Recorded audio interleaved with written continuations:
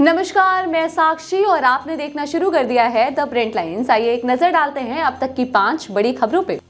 पश्चिम बंगाल विधानसभा में विपक्ष के नेता सुवेंदु अधिकारी का कहना है कि बंगाल में जंगल राज चल रहा है। ग्राम पंचायत चुनाव निष्पक्ष कराने के लिए केंद्रीय बल और कोर्ट द्वारा निगरानी करना बहुत जरूरी है। टीएमसी ने राज्य चुनाव आयोग को अपना सीमावर्ती संगठन बना दिया है। बंगाल की हालत जंगल राज से भी खराब है। 1 लाख से ज्यादा बीजेपी कार्यकर्ता वोटर, खासकर ये हिंदू लोग को ये घर से निकाल दिया था।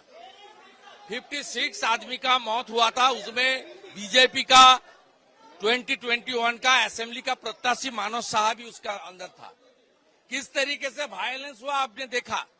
और इस कलकत्ता हाई कोर्ट ने 5 जज का जो खंडपीठ बना था, उनका डायरेक्शन, एनएचआरसी का रिपोर्ट, बंगाल में कानून बोल के कुछ नहीं है। यहाँ जो रूल ऑफ लॉ नहीं चलता है, जो रूलर है उसका लॉ ही चलता है। ये मेरा बात नहीं है, ये एनएचआरसी का बात है।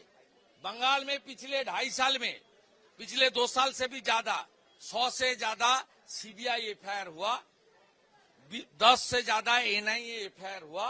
बंगाल का पुलिस किस तरीके से पार्टीजान सिस्टम में काम कर रहा है, ये तो ऑलरेडी साबित हो गया। हरियाणा के कुरुक्षेत्र में किसान महापंचायत के दौरान पहलवान बजरंग पुनिया ने कहा, हम यहाँ किसानों का समर्थन करने आए हैं। हम भी किसान परिवारों से आते हैं। हम उन किसानों के साथ खड़े रहेंगे जो सड़कों पर खड़े हैं। किसान आंदोलन के दौरान भी हमने किसानों का समर्थन किया है और करते रहेंगे।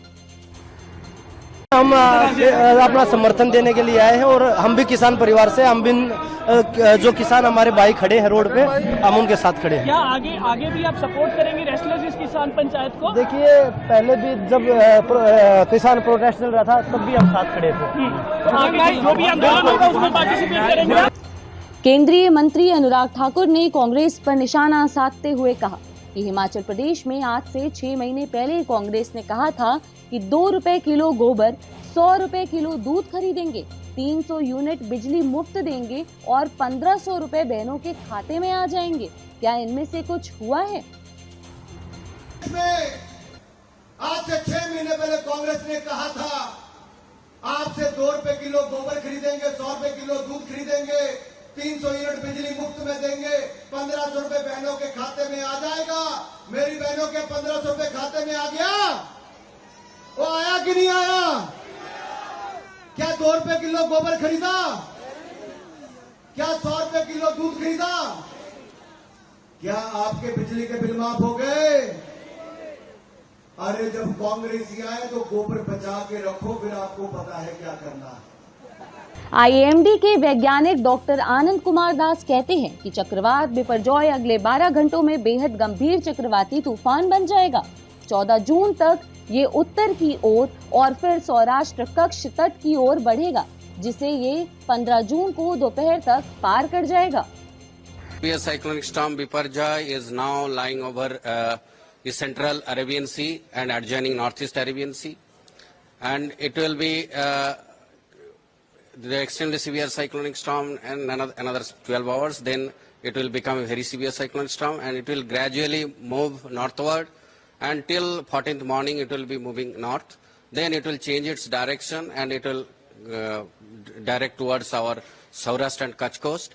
And in the morning of 15th, it will be reaching the coastal areas of Saurashtra Kutch, and it will be crossing our Saurashtra Kutch coast by noon of 15th, and near Jakhau port it will be crossing. What is the forecast? And for that there will be impact over that region. That coastal districts are warned, and we have already issued orange warning message. So that means preparation has to be taken. 23 जून को पटना में होने वाली विपक्ष की बैठक में भाजपा नेता गोपाल कृष्ण अग्रवाल कहते हैं, ना तो विपक्ष की कोई विचारधारा है, ना ही कोई नेता। उनका एकमात्र एजेंडा पीएम मोदी को हटाना है, जो काम नहीं करने वाला है। देखिए, अगर आप देखें अपोजिशन की हालत, उनके पास न लीडर है न विचारधारा है। जो लीडर हैं वो भी किसी तरह से भी उनके अंदर भी कोई विश्वास नहीं है। सफलता की कुंजी प्रधानमंत्री ने क्या कहा, एक आत्मविश्वास होना चाहिए। उनमें केवल मोदी विरोध एक ही एजेंडा है कि मोदी जी को हटाओ। उस एजेंडा को लेके वो अपोजिशन की यूनिटी को चलाना चाहेंगे, वो बिल्कुल से चलने वाली नहीं है। ऐसे ही महत्वपूर्ण खबरों के लिए देखते रहिए the print lines. Camera person Saud Ansari के साथ मैं साक्षी।